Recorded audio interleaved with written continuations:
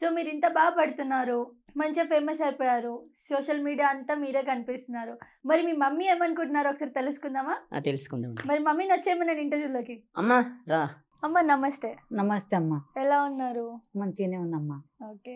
So first of all ఎలా అనిపిస్తుంది రాజుగారు ఇంత ఫేమస్ అయ్యారు మంచిగా పాటలు ఇప్పుడు పాడుతూ? బాధ పోయింది నాయన. పోయింది. ఇప్పుడు బాధ పోయింది. నాకు బాధ ఉన్నది, కష్టాలు ఉన్నాయి. జరిగే మొన్న సంది ఇక బస్సులో వాడిన సంది ఇక ఒకరేంటి ఒకరు వస్తే ఆనందమే అనిపిస్తున్నది. అవును. ఇప్పటిదాకానేమో బాధలే ఉన్నాయి. నార్మల్ గా ఇప్పుడమ్మ మీరు చాలా లైఫ్ లీడ్ చేస్తున్నారు. చాలా బతికేశారు మీ జీవితం అంతా కూడా. అదే సో ఒక మనిషి ఏదైనా లోపంతో పుడితే లేదా ఒక ఏదైనా లోపం ఉంటే ఆ లోపమే కనిపిస్తూ ఉంటుంది కదా. అవును. కానీ ఒక సిచ్యువేషన్ వచ్చి వాళ్ళు ఒక మంచి స్థాయిలోకి వెళ్తే లోపాలు కనిపించవు. వాళ్ళు చేసే వర్కే కనిపిస్తుంది, టాలెంటే కనిపిస్తుంది. మరి ఒకప్పుడు తనని కూడా చాలా మంది కించపరుచుంటారు, కళ్ళు లేవు అలా అని చెప్పేసి. మరి అలాంటి వాళ్ళు ఇప్పుడు మాట్లాడుతున్నారా? ఇప్పుడు వచ్చిందంటే ఇక మాట్లాడతారు కదమ్మా. అప్పుడేమో జర చిన్న చూపు చూసేది. చూసిరా? మరి ఎట్లయినా అయ్యో నా కొడుకు ఇట్లా అయ్యే కదా. అవును. ఇప్పుడు ఏడుకోయినా కానీ చిన్న చూపు చూస్తారు. కానీ ఇప్పుడు చదువు లేకపోయా ఏది లేకపోయా ఏం చేస్తాడని చిన్న చూపు చూస్తుండ్రు. ఇప్పుడు ఏం పరిస్థితి మాదంట అని బాధనే ఉండేది. ఇప్పుడు అందరు వస్తుంటే ఆనందం అనిపిస్తుంది. ఇప్పటిదాకానేమో బాధలనే ఉన్నా. ఎందుకు ఇట్లా నాకు పుట్టిరో, ఎందుకు ఈ బాధలో నాకు పోయినంతగానో నాకు సచిన కాలం ఇదే అని ఒక్కొక్కసారి ఎవరికి తెలియకుండా ఏడ్చుకుంటూ ఉంటా. మీరు అలా ఏడ్చినప్పుడు రాజుగారికి తెలిసేదా ఏడుస్తున్నది అమ్మ? ఆమె ముంగలు ఏడవను. ఏడవలైన ముంగట కానీ బాధపడేవాళ్ళు. నా అంతలో నేనే. సో పుట్టిన నుంచే ఇలా ఉందమ్మా? పుట్టుకంతో ఇట్లనే ఉన్నది. ఇట్లానే ఉన్నది. మరి డాక్టర్లకు ఏమైనా చూపించారా? గదే సోంభూపాలు అంటే ఆయన ఏం చేసిండంటే తోలుకపోయిండు హాస్పిటల్కి, పెద్ద హాస్పిటల్కే తోలుకపోయిండు. తోలుకపోయిండు కానీ పొద్దుగాల తినకుండా పోయినాము, తిప్పల పడ్డాడు. అదేం చేసిండ్రంటే రావన్నారు. పొద్దుమికి 6 గంటలకు ఏమో రావని చెప్పిండ్రు. పుట్టుకతోటి పోయినాయి తీసేయరాదని. మళ్ళీ ఒక ఆయన మా ఊరి దిక్కు ఎవరితో నేత్రదానం చేస్తే అందులో పెట్టిండంట ఐసులా. ఇలా బావకు ఫోన్ చేసిండు, ఇట్లా రాదు కేతమని. చేస్తే ఏమైంది, మళ్ళీ ఇలా బావ డాక్టర్ ఫోన్ చేసిండు. ఫోన్ చేస్తే అట్లా రావు, నడుమంత్రాన పోతే ఏ నీకు వస్తుందంట అని ఆయనకు చెప్పిండు. ఇక మళ్ళా అపోలో అదేందో రామచరితాన లండకెళ్ళి వచ్చిండు ఒక ఆయన, లండన్. ఆయన కూడా ఏమన్నాడంటే ఎంత ఖర్చు అయినా నేను పెట్టుకుంటాను రామచారి, ఈ భూపాలు కూడా నేను ఎంత ఖర్చు అయినా పెట్టుకుంటాను కానీ రాదంట. రాదంటే ఏం చేయలేము. ఇప్పుడు ఏమంటున్నారు అంటే తోలు తీసి తోలు వేస్తున్నారు, ఈ గుండెకు అయితే చేస్తున్నారు. ఇప్పుడు కొత్త కొత్త వచ్చినాయి, ఇప్పుడు వస్తుంది కానీ కొడుకు ఒక కన్నా అని అంటున్నారు. వస్తే చాలా మంచిది. ఇప్పుడు ఏం చేస్తున్నారు అంటే ఈ గుండెకు అదైతే తోలు తీసి వేస్తున్నారు, వస్తున్నది. ఇప్పుడు కొత్త కొత్త అయినాయి కదా అని నన్ను ఒక్కరొక్కరు అంటున్నారు. నాకు తెలియదు, అదొక్కటి వస్తే నాకు ఏ బాధ లేదు. అదే ఉన్నది. రాజుగారు చెప్పండి. అమ్మ హ్యాపీగా ఫీల్ అవుతుంది. అవునండి. అమ్మతో పాటు ఇంటర్వ్యూ చేస్తున్నారు, మీరు మీకు ఎలా అనిపిస్తుంది? చాలా హ్యాపీగా ఉందండి. ఈరోజు అమ్మ గర్వంగా ఫీల్ అవుతున్నారు. అవును, ఎందుకంటే ఇప్పుడు సంతోషించేది మా ఫ్యామిలీయే కదా. అవును. ఇప్పుడు చిన్నప్పటి నుండి నాకు ఏ ఆఫర్స్ రాలేవు అని చెప్పేసి నేను సఫర్ అవ్వడమే కాకుండా మా వాళ్ళు కూడా సఫర్ అవుతున్నారు. కాబట్టి సఫర్ అయ్యారు కాబట్టి చెల్లెలు బాగా ఎక్కువ సఫర్ అయ్యారు. నిన్న ఏడ్చింది ఇంటర్వ్యూలో. ఎవరు మీ కూతురా?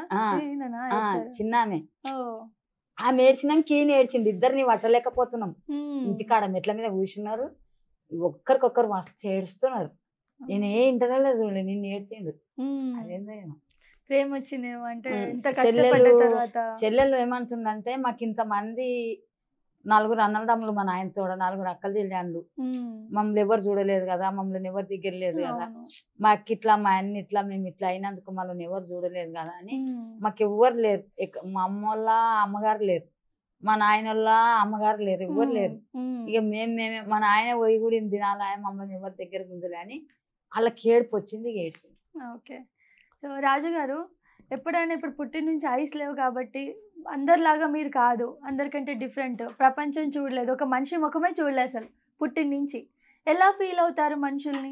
మామూలుగా ఏంటంటే అనిపించేది, అరే నాకు కూడా చూపు ఉంటే బాగుండే అనిపించేది మేడం. కానీ ఏం చేస్తాం, ఫ్రెండ్స్తో తిరగాలి, హ్యాపీగా అందరితో ఆడి పాడుతూ ఉండాలి అనిపించేది ఆ టైంలో. ఇంకా తర్వాత అనిపించింది ఇంకా చూపు లేదు కదా, ఇంట్లోనే కూర్చునేవాడిని, బయటకు వెళ్ళేవాడిని కాదు ఎక్కడ. ఇక నేను కూడా అనిపించేది ఎవరి మీద ఆధారపడడం మంచిగా చూపుండుంటే బాగుండేది కదా అనిపించింది. కానీ ఇంకా ఇక ఆ తర్వాత ఈ సింగింగ్ అనేది ఇక అలవాటు అయిపోయింది.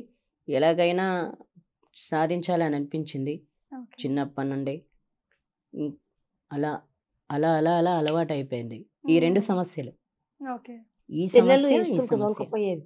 స్కూల్ వినేవాళ్ళ స్కూల్లో పాఠాలు అవును, స్కూల్కు చిన్నగా ఉన్నాగా తోలుకపోతుండే. వినేవాడిని. బయట నిన్ను అంటున్నది బయటకు విష్ణు పెడుతుంటి. మా అన్న నేను ఆడుకుంటుంటిమి. నన్ను ఏమంటుండ్రు అంటే నన్ను తమ్ముడు అంటుండ్రు మా అన్నని.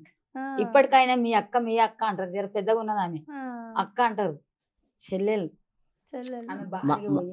మామూలుగా ఏంటంటే ఎక్కడ మైకు పెట్టినా అక్కడికి వెళ్ళేవానండి. ఓకే. ఇట్లా ఇట్లా తిరుగుతుంటే మైకు, ఇప్పుడు మామూలుగా వినాయక చవితికి బోనాల పండుగ ఉంటుంది కదా, అవును. ఇక్కడ మైకు పెడతారు కదా, అప్పుడు అట్లా అట్లా వెళ్ళి ఇట్లా వినేవాడిని. ఇంకా అంతే, అట్లా వింటూ ఉండేవాడిని. మైకు పెట్టినా ఏది పెట్టినా, ఓకే. ఎవరన్నా భజనలు చేస్తున్నా అట్లా వెళ్ళేవాడిని. వెళ్ళి పాటలు పాడేవాళ్ళ? అవును, పాడేవాడిని. సో ఇట్లా పాటలు ఇని కొంచెం ఎంతో కొంత అర్థమవుతాయా, వస్తాయా పాటలు? వచ్చేస్తాయి వచ్చేస్తాయి. అట్లా. ఓకే. చిన్నప్పటి నుంచి కించపరచడం ఇవన్నీ చూసి ఉంటారు కదా, బాగా ఫేస్ చేసి ఉంటారు. సడన్ గా ఇప్పుడు ఇలా ఫేమ్ వచ్చి అందరు రెస్పెక్ట్ చేస్తున్నారు, ఎలా అనిపిస్తుంది మరి? ఇదంతా ఎలా తీసుకుంటున్నారు అసలు? చాలా హ్యాపీగా తీసుకుంటున్నాను నేను. ఎందుకంటే ఎవరైతే హెల్ప్ చేయలేదో నా చిన్నప్పుడు, ఇప్పుడు అందరూ హెల్ప్ చేస్తున్నారు, అందరు ముందుకు వస్తున్నారు. ఇప్పుడు ఇప్పుడు మా ఊరనే కాదు, ఇప్పుడు బయటనే కాదు, మా ఊర్లో కూడా నా చిన్నప్పుడు ఎంకరేజ్ చేయలేరు. ఓకే. అలాంటిది ఇప్పుడు మా ఊర్లో కూడా చేస్తున్నారు ఇప్పుడు.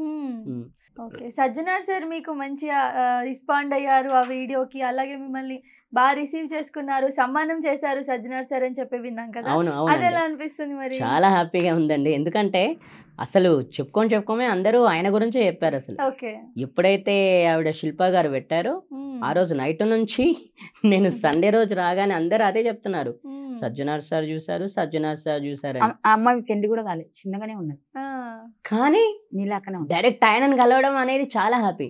అవును. ఆయన కూడా చెప్పారు, అసలు మామూలుగా అందరికి ఇలాంటి లోపాలు ఉంటాయి అది దాన్ని, నువ్వేం లేకుండా అసలు నీ బాడీయే ఇన్స్ట్రుమెంట్స్ చేసుకున్నావు, అసలు ఇది చాలా బాగుంది, చాలా బాగా పాడుతున్నావు, నీలో టాలెంట్ ఉంది, నేను తప్పకుండా నేను కూడా తెలిసిన మ్యూజిక్ డైరెక్టర్లకు కూడా, నాకు తెలిసిన మ్యూజిక్ డైరెక్టర్లు నేను చెప్తుంటాను, నేను చెప్తాను. తమన్ గారికి చెప్పారంట, నిజమేనా అది?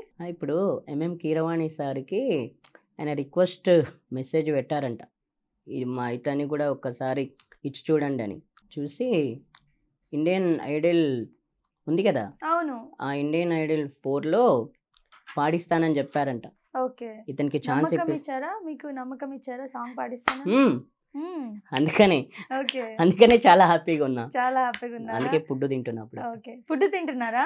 అంటే ఇంతకు ముందు తినకపోతుంది కదా, తినేవాళ్ళు కదా ఇంతకు ముందు. అవును. సో ఇప్పుడు పాటలు పాడాలని చెప్పి గట్టిగా తింటున్నారు. గట్టిగా తింటున్నా, ఎందుకంటే ఎనర్జీ రావాలని.